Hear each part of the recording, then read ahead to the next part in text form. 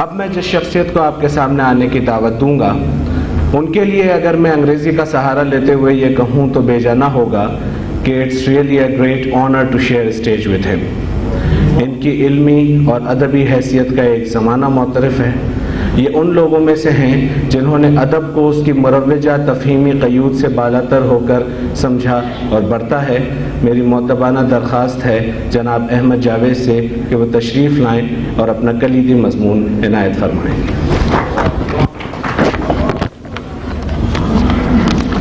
جناب، یہ مضمون نصیر ترابی کے ایک بنیادی مسئلے پر ہے.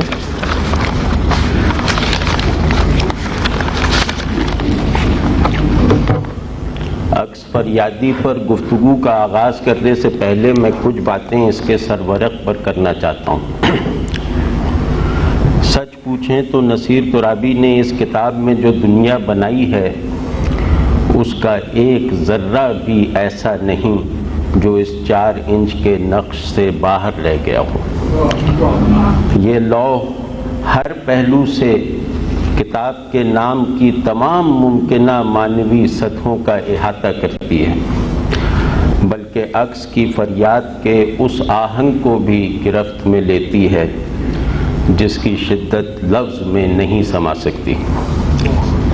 عکس فریادی ایک غیر مابعد الطبیعی سیاق و سباق میں انسانی وجود یا شخصیت کی جس ہم اصل مگر غیر متناسب متوازیت پر دلالت کرتا ہے، اویس امین صاحب نے اسے اس طرح تصویر کیا ہے کہ معنی کے ابلاغ کا وہ غیر لفظی عمل جو اس کی اوریجنل پریزنس سے مناسبت رکھتا ہے اور فہم کی بجائے حال پر منتج ہوتا ہے، تکمیل کو پہنچتا ہوا نظر آتا ہے. زنگاری رنگ کا چوکور آئینہ، اس پر ثبت ایک دو رنگا انسانی عکس جو اتنا مبہم ہے کہ اس کا مرد یا عورت ہونا متعین نہیں کیا جا سکتا، اور پھر اس عکس کا آئینے سے تجاوز کر جانا، یہ سب کچھ اتنا معنی خیز ہے کہ ذہن اسے سہار نہیں سکتا. تفصیل میں جانے کی مہلت ہے نہ طاقت، تاہم میں خود کو مجبور پاتا ہوں کہ سرسری ہی صحیح مگر اس نقش کے اندر جھانکنے کی ایک کوشش ضرور کر دیکھوں. اس کے بغیر یہ کتاب بھی نہیں کھلے گی. چوکور آئینہ انسان کی لوح وجود ہے، اس کی حد ہست و بود ہے. یہ پوری کائنات ہے جس کا پھیلاؤ ریاضیاتی لامتناہیت رکھنے کے باوجود وہ وسعت نہیں رکھتا جو انسان کو اپنی اصل سے ملنے کے لیے درکار ہے. اس کا ایک گہرا رنگ اور چوکور پن اس کے اندر کی گھٹن اور سطحیت کو منکشف کرتا ہے. یہ فقط صورت ہے جس میں گہرائی ہے، نہ بلندی نہ فراخی. اس بے گنجائش ظرف میں ایک معنوی طور پر مکمل اور صورتاً ادھوری شبیہ ہے. یہ انسان کی شبیہ ہے، انسان محض کی، جس نے ابھی کوئی صنفی تعین قبول نہیں کیا بلکہ ہستی کے مجموعی ماحول میں خود کو سکیڑ لینے کے باوجود اس میں پورا نہیں سما سکا.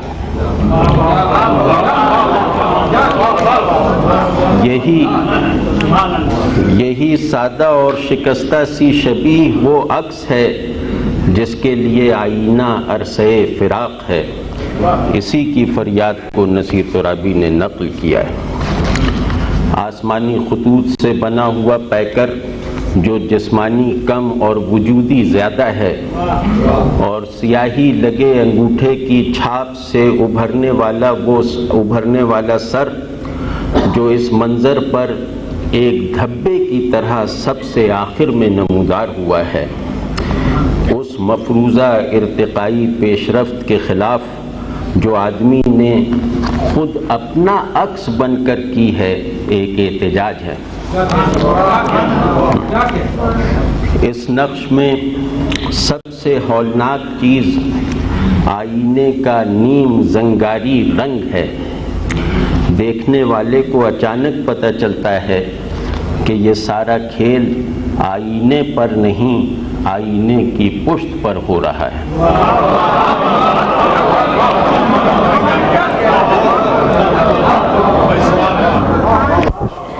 پشت آئینہ پر جمع ہوا عکس، یہ تصور ہی اتنا دہشت انگیز ہے کہ آدمی کو ڈرنے کے قابل بھی نہیں چھوڑتا۔ ذرا خیال تو فرمائیے کہ انسان اپنی اصل سے کٹا ہوا ایک نامکمل عکس ہے، اور اسے جو محل وقوع میسر آیا ہے وہ بھی حقیقی نہیں ہے۔ یعنی ہم موجود ہونے کے جس حال اور جس ماحول میں گرفتار ہیں وہ وجود کی مخالف سمت میں واقع ہے۔ اللہ اکبر۔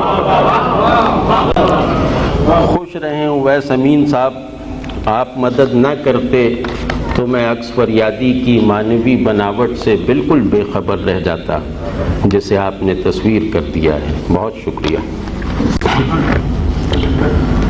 یہ تمہیدی گفتگو بالواسطہ ہی صحیح، مگر نصیر ترابی کی شعری کائنات کے مرکز کو فوکس کرتی ہے۔ ان کا بنیادی مسئلہ جس سے ان کی تخلیقی رو کی سمت متعین ہوتی ہے، تنہائی ہے۔ لیکن یہ کوئی سادہ تنہائی نہیں ہے۔ جب کائنات انسان کے خدا ساز تخیل سے بھی زیادہ وسیع ہو جائے، کمپیوٹر ذہنی ارتقاء کی آخری حد کے تصور کو بھی پھلانگ جائے، اور ریاضی کی علامتیں الفاظ سے زیادہ حقیقی اور بامانی ہو جائیں، تو آدمی اپنی شکست و ریخت کے اس اندرونی عمل کو مکمل ہونے سے نہیں روک سکتا جو اسے اس تنہائی سے بھی محروم کر دیتا ہے جو دنیائے جدید کی تشکیل کے ابتدائی مراحل میں اس کی قابل اعتماد پناہ گاہ ثابت ہوئی تھی۔ اس ٹوٹ پھوٹ نے آدمی ہی کو نہیں، اس کی تنہائی کو بھی توڑ پھوڑ دیا ہے۔ تنہائی بھی انسان کی طرح ایک کلیت رکھتی ہے۔ اس کے ٹوٹنے سے اب کسی مستقل معنی اور کیفیت میں تنہا ہونا ممکن نہیں رہا۔ نصیر ترابی اس لایعنی اور منجمد تنہائی کو روایتی تصور انسان کے دائرے میں رہتے ہوئے محسوس ہونے کے قابل بنانا چاہتے ہیں۔ اسے سمجھنا ان کا مسئلہ نہیں ہے، کیونکہ سمجھی ہوئی چیز حقیقی نہیں رہتی۔ کیونکہ سمجھی ہوئی چیز حقیقی نہیں رہتی، مفروضہ بن جاتی ہے جو اس کی زندہ پریزنس کو نگل جاتا ہے۔ اس بات کو آگے بڑھانے سے پہلے، یا یوں کہہ لیں کہ آگے بڑھانے کے لیے، ان کا ایک فارسی شعر ملاحظہ فرمائیں۔ کتاب کا نام اسی میں سے نکالا گیا ہے۔ منم درائی نہ حیران و عکس فریادی، تماشا ایست کہ ہر کس بخود گرفتار است۔ گو کہ تماشا پورا نہیں ہے، الف گر رہا ہے، لیکن یہ آزادی کا الف ہے۔ گو کہ تماشا پورا نہیں ہے، الف گر رہا ہے، لیکن یہ آزادی کا الف ہے، جس کے گرنے سے ایک تو منظر کی تنگی اور گھٹن نمایاں ہو گئی، اور دوسری طرف گرفتاری، فریاد اور حیرانی کی کیفیات مجسم ہو گئیں۔ بعض اوقات معنی کو محسوس کرنے کے لیے لفظ کی بناوٹ اور آواز میں ترمیم و اضافہ کرنا پڑتا ہے، تاہم یہ ایک الگ موضوع ہے سر دست اس شعر کا تجزیہ کرنا ہے اور اس کی مدد سے نصیر ترابی کے بنیادی مسئلے تک پہنچنے کی کوشش کرنی ہے۔ میرے خیال میں آغاز ایک دعوے سے کرنا چاہیے، اور وہ یہ کہ شعری مطالعے اور تشریح کا کوئی جدید سے جدید طریقہ اپنا کر بھی ہم اس شعر کو غیر روایتی نہیں بنا سکتے۔ اس کی بنیادی معنیاتی ساخت اتنی شدت سے روایتی ہے کہ اس کے تمام اجزاء کو چاہے جس طرح سے بکھیرا اور جوڑا جائے وہ ساخت برقرار رہتی ہے۔ روایتی نقطہ نظر کے مطابق تبدیلی معنی میں نہیں آتی بلکہ اس کی نسبتوں میں۔ ادراک اور بیان جب تک اپنے منتہا پر پہنچ کر ایک نہیں ہو جاتے، لفظ معنی کی کسی نسبت تک ہی محدود رہے گا، لیکن یہ نسبت ذہن کی ایجاد نہیں ہے، یہ بھی معنی ہی کی طرح حقیقی ہے، البتہ دیگر نسبتوں سے مربوط اور ہم آہنگ رہنے کے لیے اس میں ایک لچک اور حرکت پائی جاتی ہے جس کی وجہ سے یہ اپنی اصل یعنی معنی کی طرح اٹل نہیں ہوتی۔ معنی کے تعطل کا تصور ایک پہلو سے روایتی ذہن کے لیے بھی قابل قبول ہے، بشرطے کہ لفظ کو معنی کا جزوی اور نامکمل مظہر سمجھنے تک محدود رہا جائے۔ بشرطے کہ لفظ کو معنی کا جزوی اور نامکمل مظہر سمجھنے تک محدود رہا جائے، اس کے غیر حقیقی پن بلکہ اضافیت پر بھی اصرار نہ کیا جائے، ورنہ وہ صورتحال پیدا ہو جائے گی کہ خود معنی کے حقیقی ہونے کا اس بات محال ہو جائے گا۔ یہ شعر جس پر گفتگو شروع کرنے میں تاخیر پر تاخیر ہوئی جا رہی ہے، لفظ کو اس کے روایتی حدود سے نکالے بغیر ایک تیزی سے بدلتے ہوئے کردار کی طرح استعمال کرنے کی ایسی مثال ہے جو اچھی شاعری میں بھی کمیاب ہے۔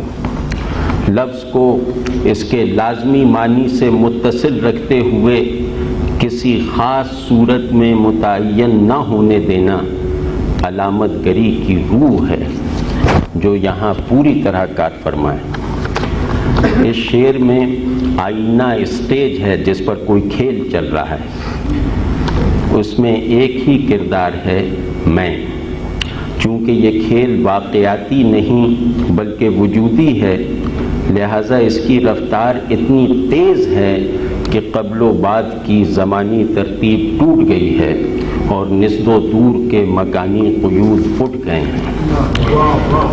اسٹیج میں سے بھر گیا ہے جو کردار کی ضرورت کے مطابق کہیں ہونے کے تجربے سے گزر رہا ہے، کہیں عکس بن کر اس تجربے سے نکلنے کے لیے کوشاں ہے، اور کہیں طوق بن کر اپنے سمیت پوری نوع انسانی کے گلے میں پڑا ہوا ہے۔ اور پھر لطف کی بات یہ ہے کہ تماشائیوں کا پنڈال بھی اسٹیج ہی کا ایک حصہ ہے۔ یہاں بھی اور پھر لطف کی بات یہ ہے کہ تماشائیوں کا پنڈال بھی اسٹیج ہی کا ایک حصہ ہے، یہاں بھی ہر کرسی پر میں ہی براجمان ہوں۔ یہ منظر جو بیکٹ یا آئینسکو کا بنایا ہوا لگتا ہے، اس شعر کی لفظ بلفظ عکاسی کرتا ہے اور انسانوں کائنات کے روایتی تصور سے ذرہ برابر انحراف یا تجاوز نہیں کرتا۔ ممکن ہے کہ شعر کو تمثیل بنا دینے سے بات اچھی طرح واضح نہ ہوئی ہو، لہذا مناسب ہوگا کہ اس کا ایک تشریحی تجزیہ بھی کر دیا جائے۔ انسانی انا اگر ایک وجودی حقیقت ہے تو شخصیت کی حیثیت اس کے ایک عارضی اور ناقص مظہر سے زیادہ نہیں ہونی چاہیے، ورنہ منو تو ایک ہی وجود سے موجود نہیں ہو سکتے۔ اس شعر میں انا اور شخصیت کے تعلق میں در آنے والے عدم توازن کو دکھایا گیا ہے، جس نے گویا انسان کے انفس و آفاق کو ایک ہی طرح کے بگاڑ میں مبتلا کر رکھا ہے۔ آدمی جس انا کا نمائندہ ہے وہ انفرادی نہیں، نوعی ہے۔ اس نمائندگی سے عہدہ برا ہونے کے لیے کبھی شخصیت کا اثبات کرنا پڑتا ہے اور کبھی نفی۔ یہاں من آدمی ہے جو انفرادی تشخص کے محدود دائرے میں نہیں سما سکتا، عکس اس کی شخصیت ہے، اور آئینہ شخصیت کی حد وجود ہے، جس میں توسیع تو ہو سکتی ہے مگر شخصیت سے پیدا ہو کر اسی میں صرف ہو جانے والی انفرادیت کے زور پر اسے پھلانگا نہیں جا سکتا۔ بالفاظ دیگر آئینہ انسان کی دو وجودی سطحوں کے درمیان ایک برزخ ہے جو خودی کی اصل اور مثل کو ایک دوسرے سے ممتاز بھی رکھتا ہے اور مربوط بھی۔ مثل اس کا کانٹینٹ ہے جبکہ اصل اس سے منعکس تو ہے مگر ماورا بھی ہے۔ اس صورتحال کے تمام اجزاء کو متوازن رکھنے کے لیے عکس کی نفی اور انعکاس کا اثبات درکار ہے، یعنی انسان کو موجود ہونے کی جس اہلیت کا ثبوت دینا پڑتا ہے اس کے حصول کے لیے ناگزیر ہے کہ شخصیت کو نہ صرف یہ کہ اپنی نوعی انا کی محض ایک جزوی نمود سمجھا جائے اور اسے اسی حد میں رکھا جائے، بلکہ منقطع ہوئے بغیر اس سے بلند ہو کر منم کی حقیقی وسعت میں پرواز کرنے کا داعیہ کمزور نہ پڑنے دیا جائے۔ میں ہوں ایک دعویٰ ہے جس کے لیے ہونے کی ایک خاص سطح لازمی ہے۔ اگر شخصیت کو اس کا مدار تصدیق بنا لیا جائے تو نہ میں مشترک رہے گا نہ ہونا۔ یہ عدم اشتراک شاعر کی نگاہ سے دیکھیں تو آدمی کو اس کے سب سے بڑے وجودی وصف یعنی تنہائی سے محروم کر دیتا ہے۔ ظاہر ہے وہ شخص کیا تنہا ہوگا جو موجود ہی نہیں ہے۔ ہر کس بخود گرفتارست کا ٹکڑا اسی معنی میں ہے کہ آدمی، یا یوں کہہ لیں کہ جدید آدمی، اپنی پرچھائی میں ڈھل گیا ہے، اپنے عکس میں منتقل ہو گیا ہے۔ اب وہ موجودیت کی اس التباسی فضا سے نکل نہیں سکتا جہاں اس کی شخصیت ہی سب کچھ ہے، اور یہ بات بڑی سے بڑی قسم کھا کر کہی جا سکتی ہے کہ شخصیت کا قیدی تنہائی کا استحقاق نہیں رکھتا۔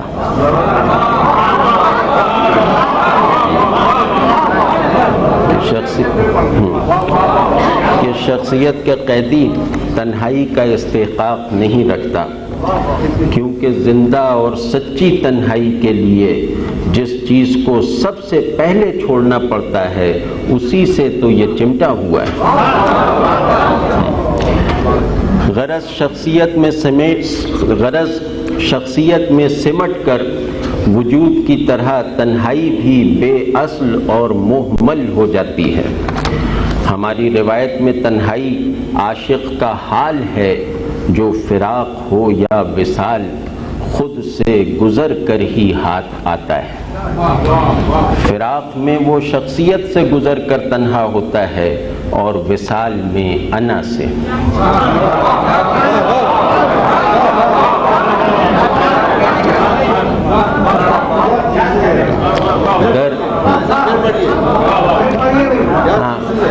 وہ حال ہے جو خود سے گزر کر ہی ہاتھ آتا ہے، فراق میں وہ شخصیت سے گزر کر تنہا ہوتا ہے اور وصال میں انا سے۔ درد و چشم من نشین اے آنکھ کے از من تری۔ بہت، یہ رومی کا مصرع تھا، بہت باریکی میں نہ جائیں تو یہ کہا جا سکتا ہے کہ حاصل دونوں کا ایک ہے، بلکہ وہ تنہائی زیادہ مکمل ہے جو وصال سے حاصل ہوتی ہے۔ دوسری طرف آج کا آدمی ہے فراق کا مستحق نہ وصال کا۔ یہ خوف زدہ اور بخیل مخلوق جو اپنے آپ میں سمٹتے سمٹتے غائب ہو چلی ہے،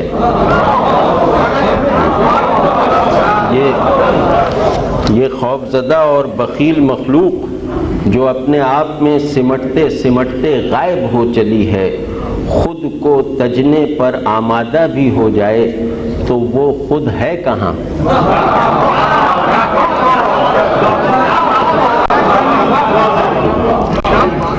لگتا ہے اس کی تقدیر ہی یہ ہے کہ اپنی نابودی کا عکس بن کر روتا پیٹتا رہے، یہاں تک کہ ایک ناقابل ذکر انجام کو پہنچ جائے۔ مختصر یہ کہ ایک غلط موقف کی وجہ سے رونما ہونے والی انسان کی اندرونی تقسیم نے اس کی تنہائی کو بھی 1000 ٹکڑوں میں بانٹ دیا ہے، جو ایک دوسرے سے تعلق تو دور کی بات ہے، لا تعلقی کی نسبت بھی نہیں رکھتے۔ لا تعلقی کی نسبت بھی نہیں رکھتے کیونکہ لا تعلقی کو بھی کوئی حوالہ درکار ہے، کیونکہ لا تعلقی کو بھی کوئی حوالہ درکار ہے جس کی بنیاد پر اس میں معنویت پیدا ہوتی ہے۔ نصیر کی غزل اسی حوالے کی بازیافت یا ایجاد کا کوئی امکان ڈھونڈتی ہے تاکہ یہ ریزہ ریزہ تنہائی کسی جواز پر قائم ہو جائے۔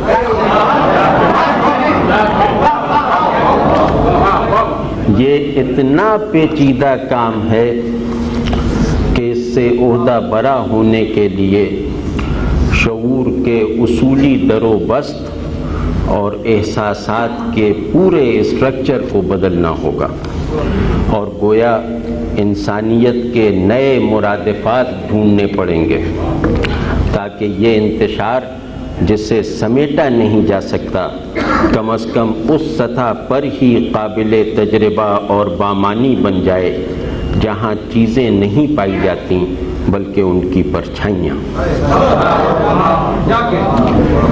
ان کے ہاں یہ عمل جا بجا نظر آتا ہے، لیکن اس کی نشاندہی سے پہلے مناسب ہوگا کہ ایک آدھ جملے میں یہ وضاحت کر دی جائے کہ یہاں شعور اور احساسات سے کیا مراد ہے۔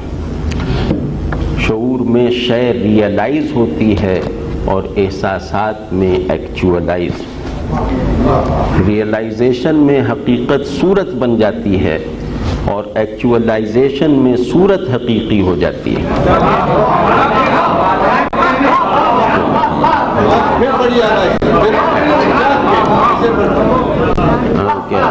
ریئلائزیشن میں حقیقت صورت بن جاتی ہے اور ایکچوئلائزیشن میں صورت حقیقی ہو جاتی ہے۔ اگر کوئی چیز موجودیت کی معیاری سطح سے اتنی گر جائے کہ صورتاً قابل تحقیق اور حقیقتاً لائق تصدیق نہ رہے تو شعور اور احساسات میں بنیادی تبدیلی لائے بغیر اسے ان کا موضوع نہیں بنایا جا سکتا۔ اس پس منظر میں ذرا 2-3 شعروں پر غور کریں جنہیں ڈھونڈنے میں کوئی کاوش نہیں کرنی پڑی۔ جہاں جہاں بھی تھا امکان بازدید کوئی، وہاں وہاں میرا سایہ اسے پکار آیا، اور چلا ہوں میں ہی نہ چلنے کے مرحلوں کی طرف، اب اس سفر پہ ہے کب کوئی دوسرا جاتا، طرف روئی کے منے بے سر و پا را ہمہ شب، خواب نا کردنو صد خواب رسائی دیدن۔ یہ تینوں اشعار ایک ہی روح کے مختلف قالب ہیں۔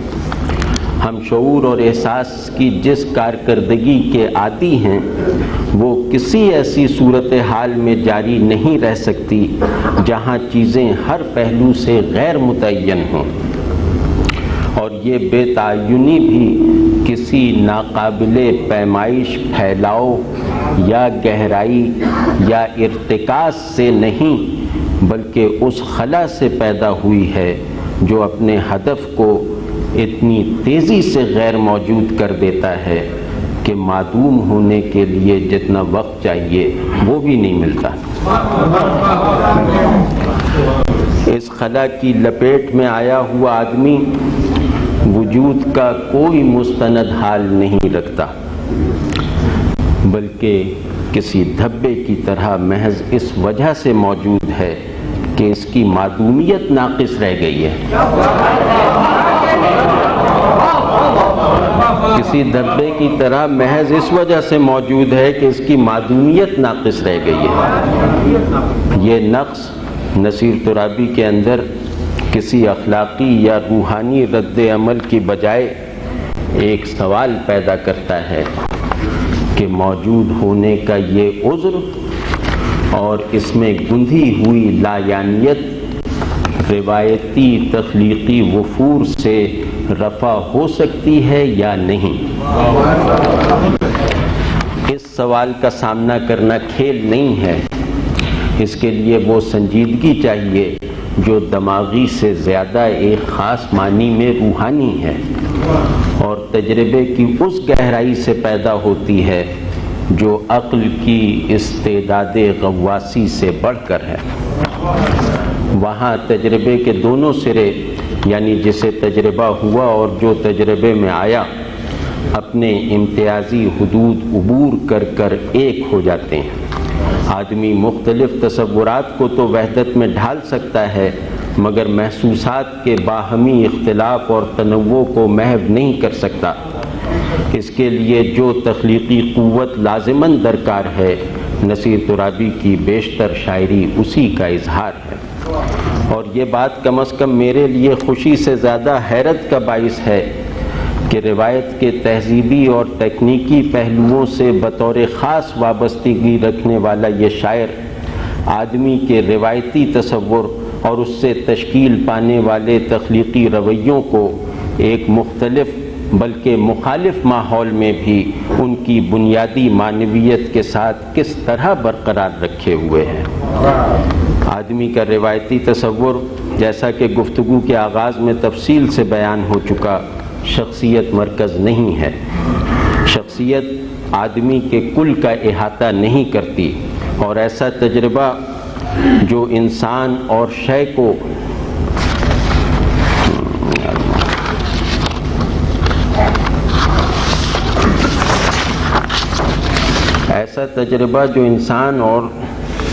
کو ان کے پورے پن کے ساتھ جوڑے رکھتا ہے، جزوی طور پر ہی شخصی ہوتا ہے۔ اوپر نقل ہونے والے تینوں اشعار میں ایک چیز مشترک ہے، فراق، لیکن یہ وہ فراق نہیں ہے جو عارفوں، عاشقوں اور فلسفیوں کو پیش آتا ہے۔ یہاں اس کی مثال اس ناقابل عبور لکیر کی سی ہے جس نے آدمی کو دوسری طرف جانے سے روک رکھا ہے۔ دوسری طرف کیا ہے یہ جاننا کوئی اہمیت نہیں رکھتا۔ وہ محبوب بھی ہو سکتا ہے اور خود یہ آدمی بھی جو لکیر سے ادھر پڑا ہوا ہے۔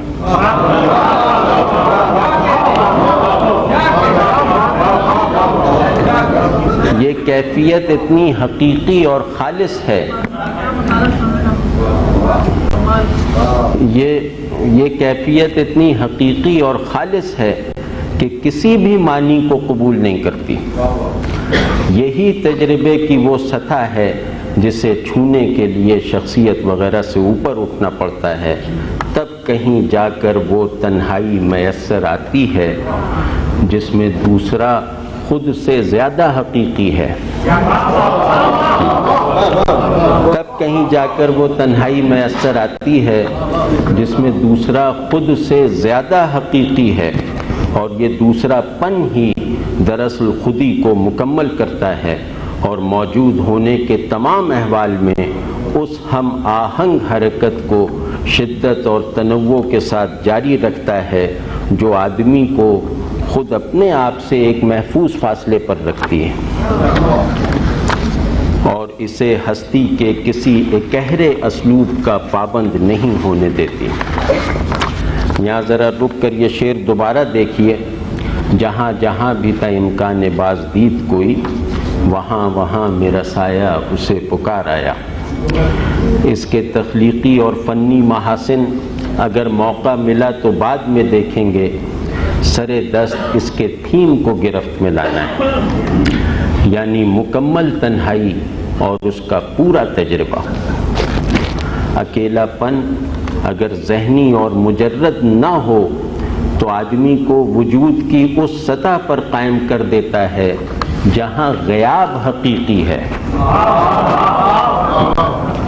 اکیلا پن اگر ذہنی اور مجرد نہ ہو تو آدمی کو وجود کی اس سطح پر قائم کر دیتا ہے جہاں غیاب حقیقی ہے، اور چیزوں کے درمیان کارفرما نظام تعلق کی بنیاد ان کی پریزنس پر نہیں ہے۔ یہاں تعلق اور تنہائی ہم معنی اور ہم کیفیت ہیں، ایک کی تکمیل دوسرے کو مکمل کرتی ہے۔ اپنی سہولت کے لیے اسے پکارایا، اپنی سہولت کے لیے اسے اگر محبوب فرض کر لیا جائے تو امکان بازدید کی مدد سے ہم بعض ایسے معانی تک پہنچ سکتے ہیں جن کی تشکیل کا سارا عمل غیر ذہنی ہے۔ دید ہو یا بازدید، دونوں میں ایک بات مشترک ہے، غیاب۔ فرق بس یہ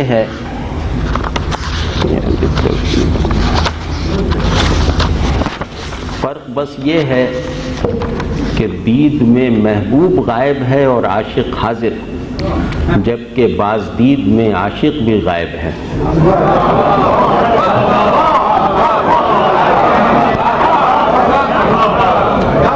دید میں محبوب غائب ہے اور عاشق حاضر، جبکہ بازدید میں عاشق بھی غائب ہے، یعنی سایہ سائے کو ڈھونڈ رہا ہے ایک ایسے امکان کی روشنی میں جو خود محال کا پرتو ہے۔ علم المعانی کی ایک اصطلاح ہے استحالہ مقلوب، یہ مبالغے کی آخری حد ہے۔ اس کا مطلب ہے ممکن و محال کو ہم نو بنا دینا، محالات کی شدت اور قطعیت کو ختم یا کم کرنے کے لیے ان کے متقابل ممکنات میں محال پن پیدا کر دینا۔ اس کے ذریعے سے لفظ شے پر غالب آتا ہے اور بیان وجود پر۔ لفظ اور ڈسکورس کا یہ غلبہ احساس اور تعقل کا امتیاز رفع کر دیتا ہے۔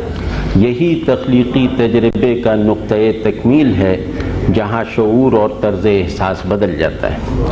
شعور میں یہ تبدیلی ممکن کو محال بنانے سے رونما ہوتی ہے اور احساس میں محال کو ممکن بنانے سے۔ محبوب کی بازدید ناممکن تھی، اس میں امکان کی رمق پیدا کرنے کے لیے اپنے سائے کو تمنائے دید میں سرگرداں دکھا کر نصیر نے معنی آفرینی کا ایسا مظاہرہ کیا ہے جو تکنیکی طور پر بھی حیران کن حد تک مکمل ہے۔ جن کا ذوق اور فہم جدید غزل نے مسخ کر دیا ہے، وہ بیچارے کیا جانے کہ معنی آفرینی کس چیز کا نام ہے۔ ایسے لوگوں کو مخاطب بنا کر عرض کر رہا ہوں کہ لفظ تیر کے نشان کی طرح ہوتا ہے جو کسی خاص چیز کی طرف اشارہ کرنے کے لیے بنا ہے۔ اس تیر کی صورت اور رخ میں کوئی تبدیلی کیے بغیر وہ مخصوص چیز ہٹا کر اس کی جگہ کوئی اور چیز رکھ دی جائے تو یہ عمل معنی آفرینی کہلائے گا۔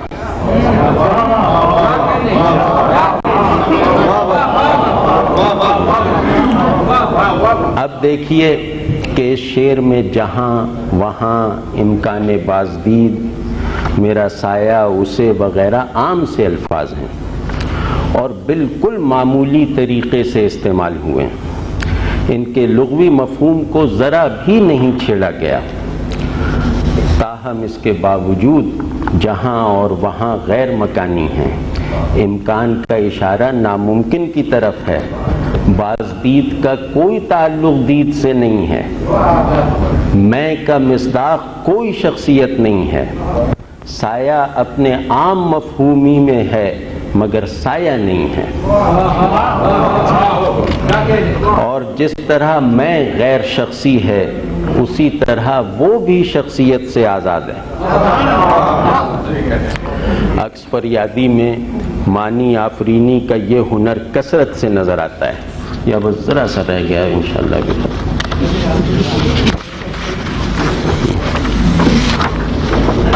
دیا سے دل کے خرابے میں جل رہا ہے میاں، دیے کے گرد کوئی عکس چل رہا ہے میاں، اس ہوا میں اپنی راتوں سے بھی کچھ وعدے کرو، بے چراغو آخر ایسا کیا زیاں ہو جائے گا، چشم و دل کی راہ میں کچھ بستیاں آباد ہیں، رفتہ رفتہ ایک دریا درمیاں ہو جائے گا، گزرا تھا کب ادھر سے امیدوں کا یہ ہجوم، اتنے دیے جلے کہ اندھیرا سا ہو گیا، اور شام ہوتے ہی یہاں سے کوچ کرو، یہاں چراغوں تلک ہے سچائی، اور شادم از وصل و نگیرم کے چے جانا دارم، نالم از ہجر و ندانم کے چے ہجراں دارم۔ ان اشعار میں لفظ کی سمت دلالت وہی ہے، تبدیلی مدلول میں آئی ہے۔ لگتا ہے کہ نصیر ترابی لفظ و معنی کی اولین نسبتوں ہی کو حقیقی سمجھتے ہیں اور ان سے بننے والی فضا میں مداخلت نہیں کرتے۔ ان کی اصل تکنیک یہ ہے کہ وہ لفظ میں پہلے سے موجود معنی میں اس قانون تضاد کو بروئے کار لے آتے ہیں جو ذہن اور جذبے کے شے اساس یکرخے پن کی وجہ سے معطل ہو چکا ہے۔ لفظ اپنی اصل میں معنی ہی کا ظرف نہیں ہے بلکہ ضد معنی کا بھی۔ بعض مستقل عملی تحدیدات کی بدولت ہم اس کی اندرونی تشکیل کے بس ایک ہی جز یعنی معنی سے مانوس ہیں، دوسرا جز ہماری رسائی سے اتنا دور چلا گیا ہے کہ ہمارے تصورات و تجربات محض اشیاء تک محدود ہو کر رہ گئے ہیں، ان میں اس توسیع کی گنجائش نہیں رہی جو شے کے حقیقی کانٹینٹ یعنی لاشعیت کا احاطہ کر سکے۔ یہی سبب ہے کہ ہمارے تصورات اور محسوسات عین یکدیگر نہیں ہیں۔ نصیر ترابی نے انہیں ایک کرنے میں اپنی پوری تخلیقی قوت صرف کر دی ہے۔ انہوں نے اس وحدت کو ایک چابک دست صناع کی طرح کرافٹ کیا ہے۔ ان کے ہاں لفظ تصویر ہے، الفاظ کو تصویروں کی طرح استعمال کر کے وہ ایک طرف تو ان کے اندرونی پورے پن کو قابل اظہار بنا دیتے ہیں اور دوسری طرف ذہن اور احساس کا تفرقہ اٹھا دیتے ہیں۔ اگر نصیر کا روایت کی عارفانہ جہت سے رسمی تعلق بھی ہوتا تو یہاں اس طول کلامی کی ضرورت نہ پڑتی، بس ایک جملہ کافی تھا کہ شہود علم کو عین اور تصور کو تجربہ بنا دیتا ہے۔ ہجر اور تنہائی چونکہ نصیر کا بنیادی مسئلہ ہے، اس لیے ان کا محبوب تو نہیں ہے بلکہ وہ، تو بیانڈ پریزنس نہیں ہے، لہذا فراق سے مناسبت نہیں رکھتا۔ اور پھر یہ بھی ہے کہ ہجر جس کمال تنہائی سے عبارت ہے وہ محبوب کو تو کہنے سے مجروح ہو جاتا ہے۔ اتنا نزدیک بھی نہ تو ہو جائے، ختم نظم ہی ساری ہاؤ ہو جائے۔ مختصر یہ کہ ہجر کی دنیا کے قطبین منو او ہیں نہ کہ منو تو۔ نصیر اس دنیا میں اور تو اور خود محبوب کو بھی مداخلت نہیں کرنے دیتے۔ کلاسیکی غزل جن رویوں سے تشکیل پاتی ہے ان میں ایک رویہ تہذیبی ہوتا ہے۔ روایت کی بلند ترین سطح پر تہذیب انسان کی سیلف ایکچوئلائزیشن ہے، جس کے ذریعے سے اس کے وہ حدود مقرر ہوتے ہیں جنہیں پھلانگنا اس کی سب سے بڑی ذمہ داری ہے۔ اس منتہا پر تو ظاہر ہے کہ بڑی سے بڑی شاعری کو بھی نہیں رکھا جا سکتا، البتہ شعر تہذیب کے جس انتہائی مظہر تک پہنچ سکتا ہے وہ ایک گہری شائستگی ہے جو آدمی میں تنہائی کے انتہائی تجربے کی سمائی پیدا کرتی ہے۔ نصیر ترابی کے اکثر رویے اسی شائستگی کے آئینہ دار ہیں جس میں جلوت خلوت کی ضد نہیں ہے بلکہ اس کا مظہر۔ باقی باتیں بزرگوار محترم جمال پانی پتی صاحب ارشاد فرمائیں گے۔ میری طرف سے خدا حافظ۔